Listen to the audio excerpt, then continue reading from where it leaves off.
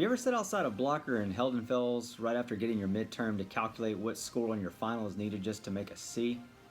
My advisor knows I sure have. We have done the same precise calculation in regards to the number of blue chip recruits needed. So similarly, we know 16 is the mark for BCR needed in a class to be a contender. We covered the reasons why in part 1, so check back there for a refresher. Today, we return for part 2 of the quest for 16, where we track the class of 2022 commitment list on our journey towards 16. Now, much like traveling from Mosier to West Campus Library, the path is going to be long and hard, so buckle up. However, today we will find 2 prized artifacts. First up is Ish Harris. Now, first and foremost with Ish, get to know him. You will see him on the field somewhere at some point.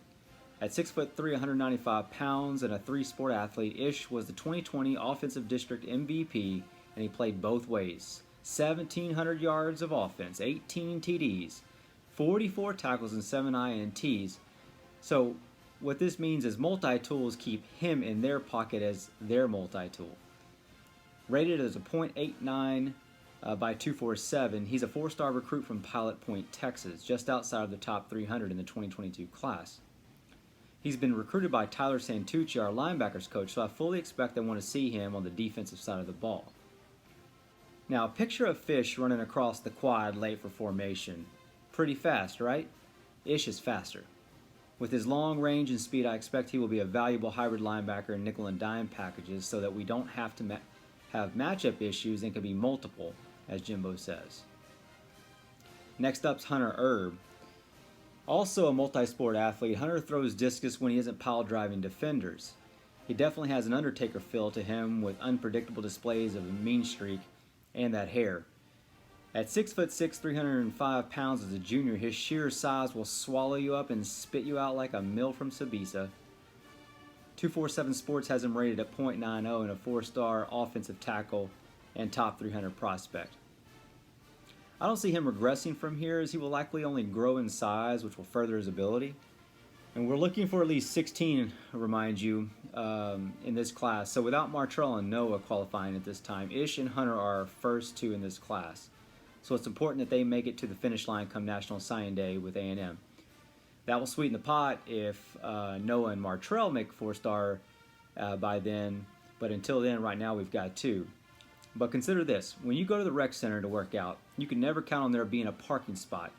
I've personally driven around for half an hour. This was pre-parking garage, mind you. Now, these 2 guys are the opposite. You can count on them. They're going to be there come National Signing Day. And why? Here's how I see it. Both were offered back in January. Hunter committed shortly after in February. Ish took a few unofficials, followed by a couple official visits, and then promptly committed A&M. The process and time frame to me really speaks to their level of commitment. It's a lot like my commitment to getting a slice of Antonio's pizza after spending a long night on Northgate after a big win. It's going to happen. So I'll put these 2 guys at 90% chance that they are going to be an Aggie come February and are going to be suiting up in the maroon and white. So taking a quick recount, we've got 2 3-star and 2 4-stars for a 50% ratio currently. We're looking for 64, which that's why we're needing 16 out of 25 recruits in this class to be 4-star recruits.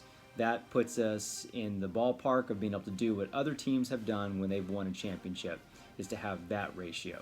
So stay tuned for part 3 as we continue our journey for the quest for 16.